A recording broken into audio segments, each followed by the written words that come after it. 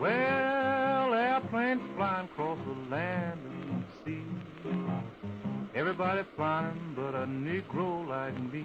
Uncle Sam said, your place is on the ground. When I fly my airplanes, don't want no Negro round. My name is Charles Walter Dryden. My mother used to tell me that before I could talk, I used to take bits of paper and throw them in the air and try to say airplane, airplane. So I came into this world with a strong desire to fly. When I got to the army, found the same old Jim Crow, Uncle Sam said. I'm Herbert E. Carter. I was born in Amory, Mississippi, September 27, 1919. I'm 85 years old. I was about 19 when I started my pilot training at Tuskegee. You ask me, I think democracy is fine. I mean democracy without the color line, Uncle Sam said. Well, the war clouds were brewing when I was in a sophomore in college. So I enlisted, even though I didn't like this country at that time. I hated this country because of the way it was treating us. And I felt that, you know, it's still my country, however, so I'm going to try and help defend it. In 1925, the Army War College completed a 3-year study of the performance of black soldiers in World War I. Came to some rather ridiculous conclusions. They studied the mental, moral, physical, and psychological characteristics of the Negro and came to the conclusions that Negroes are a subspecies of the human family. This became the preponderant attitude toward Negroes as far as anything technical, anything requiring patriotism, loyalty, integrity, responsibility. Integrity, responsibility. The Tuskegee Airmen proved the War College study wrong during World War II. They demonstrated that African Americans had these qualities in abundance. March 31st, 1945. 45 Tuskegee Airmen, flying the most sophisticated planes available, Mustang P-51s with bright red painted tails, escort and defend with their lives bomber pilots executing an American bombing mission over Austria.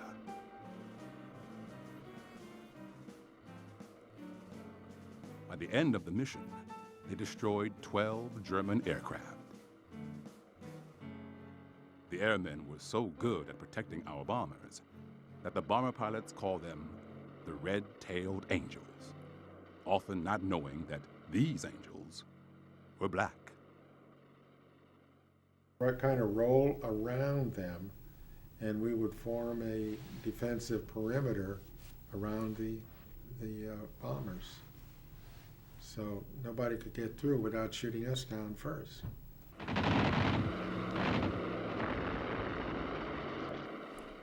Colonel Davis, he said, your mission is to protect those bombers. Stay with them. And when the interceptors come, be there to protect them. And I do not want any of the 332nd chasing after aircraft for personal victories. It was this exacting discipline, demanded by the squadron's iron-willed commander, Colonel Benjamin O. Davis, Jr., the second black man ever to graduate from West Point, that led the Tuskegee Airmen to become extraordinary pilots who never lost a single bomber plane they were protecting.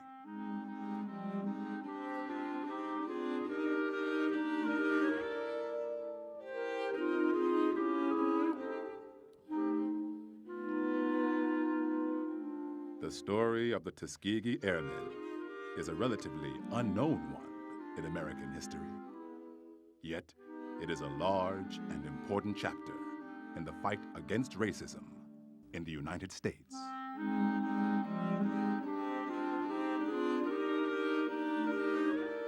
There was a general stereotyping attitude in America that was very racist, and it said if you were a Negro, you didn't have the agility, the dexterity, or the ability to operate complicated equipment. And so far as the military was concerned, you were only suitable for fatigue-type duties, mess attendant, truck drivers, but no technical training or services. And this was very degrading and very dehumanizing.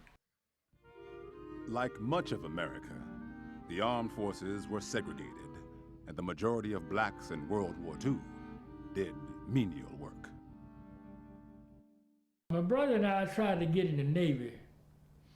At that time, blacks could only get in the Navy as messmen or the black crew, shoving the coal into the engines. You could get in there, and you could advance to a certain rank, but that's as high as you could go.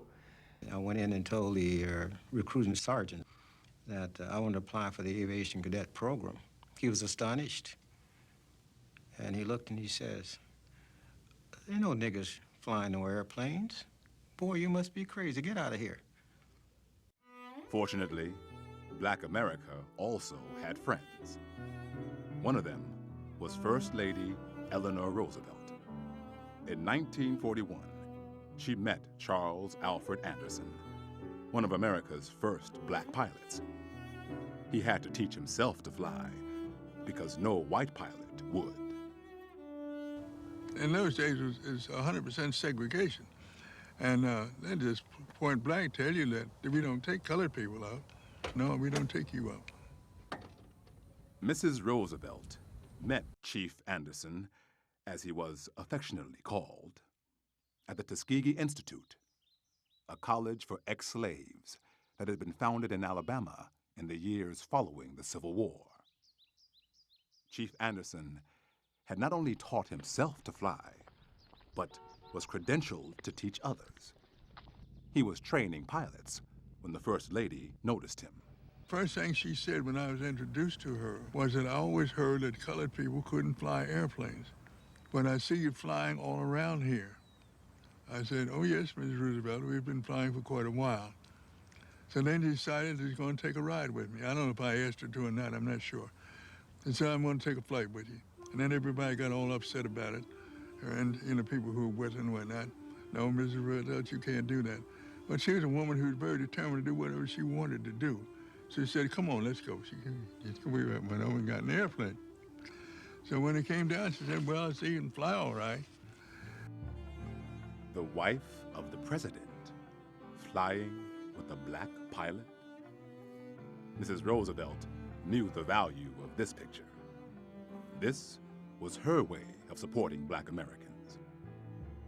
While Franklin Roosevelt agreed with Mrs. Roosevelt's belief in equal treatment for African Americans, as president, he had to govern a nation that was deeply racist, particularly the Southern Democrats in his own party. He had to maintain a good working relationship with Congress to ensure wartime policies essential to winning the war. This often meant avoiding controversial issues that would antagonize Southern congressmen, such as equality for blacks. Went to the defense factory, trying to find some work to do. Had the nerve to tell me, black boy, nothing here but you. I'll tell you, brother, well, it sure don't make no sense when a Negro can't work in the national defense. Hier Truppentransportschiffe bei der Einfahrt in den kleinen Welt. Yet World War II provided FDR with opportunities to take action without having to go to Congress. Using the executive order, he declared an end to discriminatory practices that hurt the overall war effort.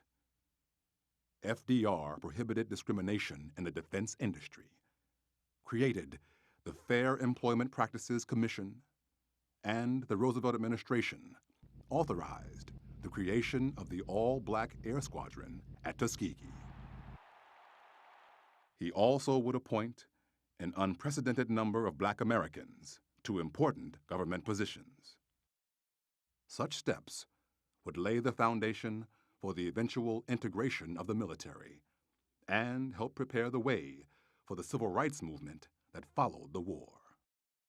After December 7, 1941, when the Japanese bombed Pearl Harbor, we at war and our government's telling 1/10 of its population that they don't want their services in that capacity. You can serve as we see you fit to serve. And the black press spearheaded a drive, and the Roosevelt administration announced in March of 1941 that they were going to activate a black pursuit squadron, the 99th. Here, for the first time, Negro aviation cadets were being groomed to fly warplanes of a unit which was then a unit in thought only, the 99th Pursuit Squadron. And that here in Alabama, because of the good flying weather, some 350 days a year they computed, they were going to build a field near Tuskegee, spend $1.5 million and build a field to train these black cadets. In the land of the free, call the home, home of the brave. All I want is liberty, that is what I crave.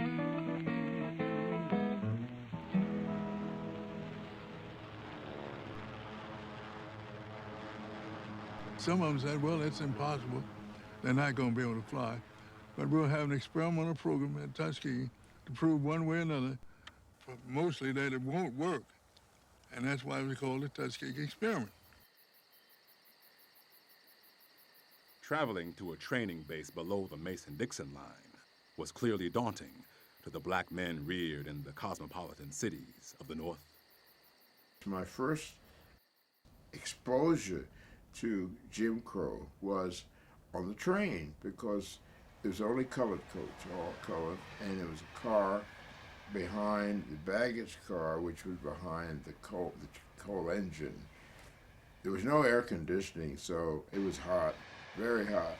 And to get some air, you open the windows, and the soot just came in constantly.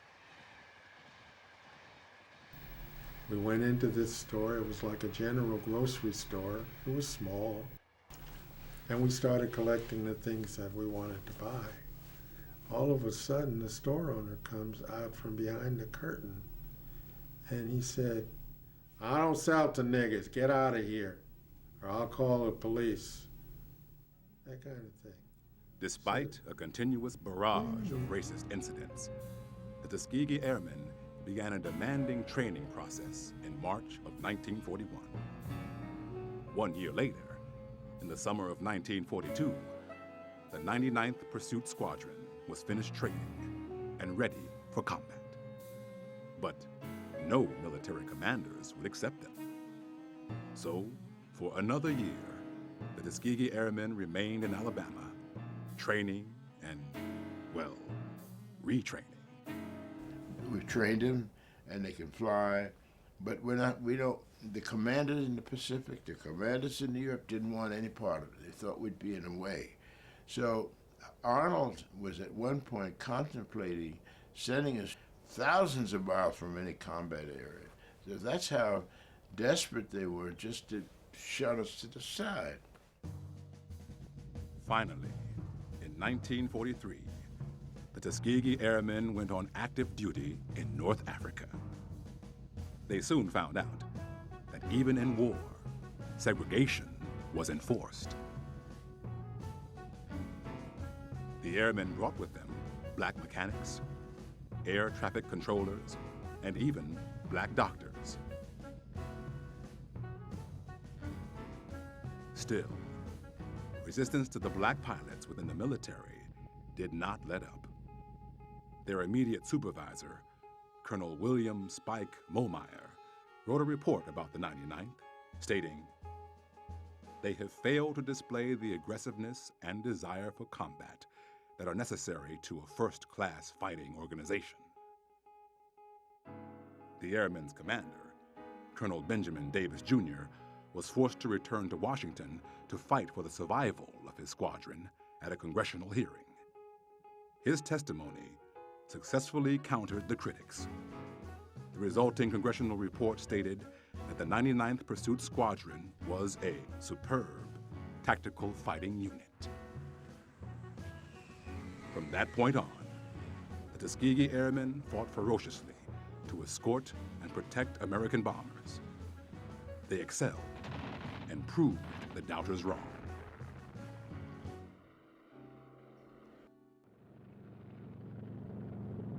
The angels were right with us. They just stuck with us.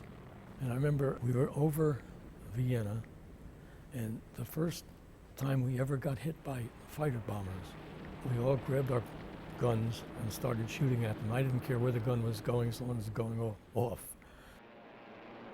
The German fighters had a technique of drawing off fighter escorts and then bringing somebody down to shoot down the bombers.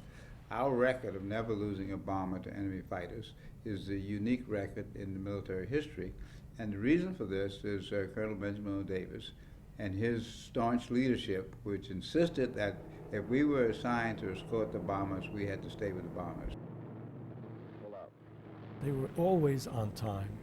They were always with us. If somebody got disabled, somebody would pull over and escort them back to safety. They decided that what the war should be about was infrastructure, that we should bomb the things that made war possible for the enemy.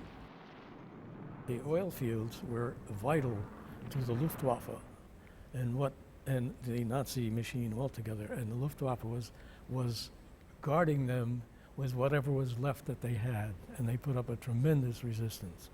And these guys went after them with a vengeance. They really knocked the hell out of the Luftwaffe.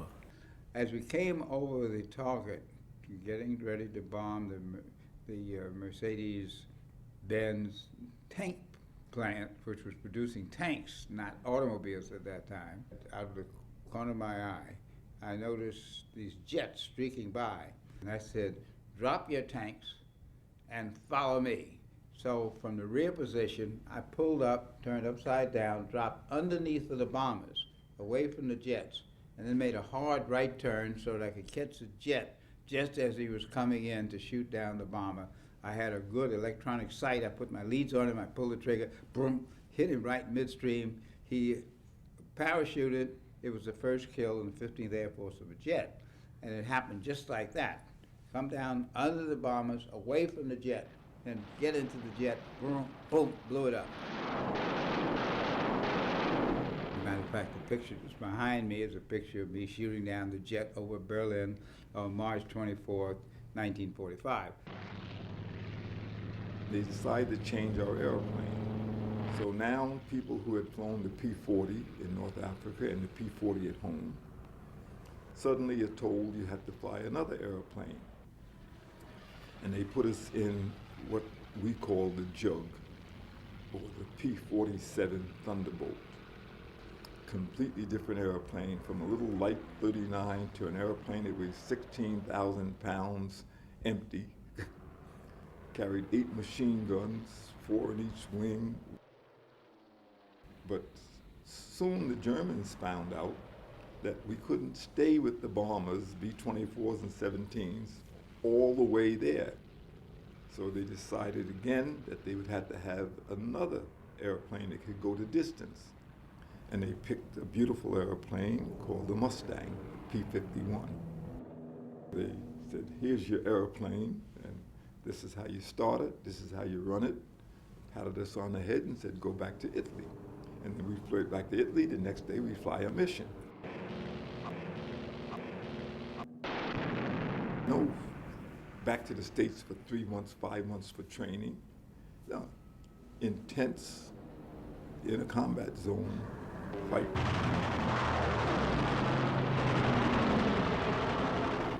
And they did it.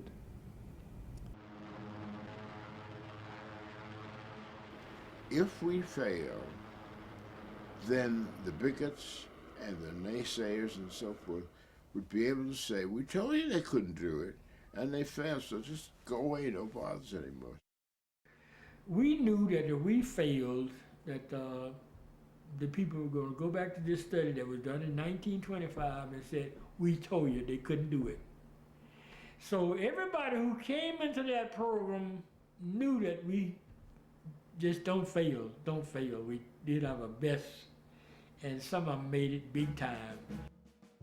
450 Tuskegee Airmen in Europe flew more than 1,500 missions, destroyed 111 aircraft in the air, 150 on the ground, 40 boats and barges, 600 trains, and 2 oil and ammunition dumps.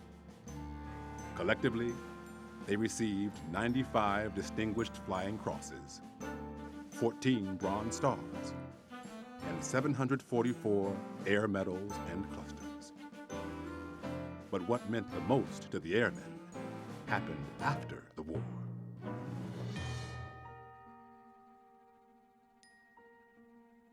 President Harry S. Truman, FDR's vice president, who assumed the presidency when FDR died mid-term in 1945, signed into law Executive Order number 9981, making segregation in the armed forces illegal.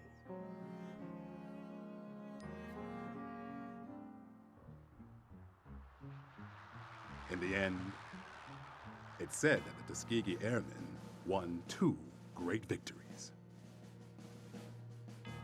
One against German fascism, and the other against racism back home. I have been asked, well, why would you fight so hard for a country that treated you and your people so harshly? I really had to think about it, and I've come up with an answer that satisfies me, and I really believe it. When the Pilgrims first came to this continent, among the Pilgrims there were women. It wasn't until 300 years later, the year before I was born, that women got the right to vote. So at that point, the people of this country demonstrated their ability to change.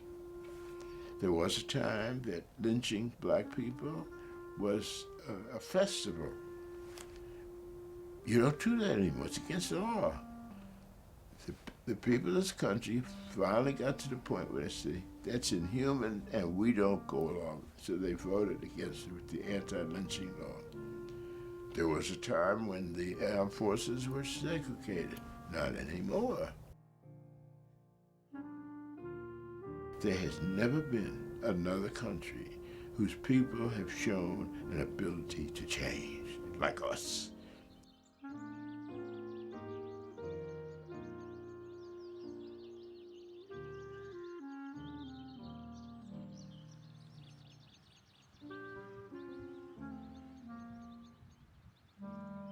I'm a senior here at Tuskegee University, majoring in aerospace engineering. I also fly airplanes out at Moulton Field. When I started flying, I noticed that one of the pictures on the wall was actually the plane that I was flying, and that turned out to be Chief Anderson's old plane. So that was the plane that I got my pilot's license in. So that was something else for me. That was an experience in itself. I have the ambition to one day own my own flight school, and I also want to own my own charter airlines. So that's something that I want to do. And of course, it'll have something about the Tuskegee Airmen related to it. Maybe a little tip of a red tail or something.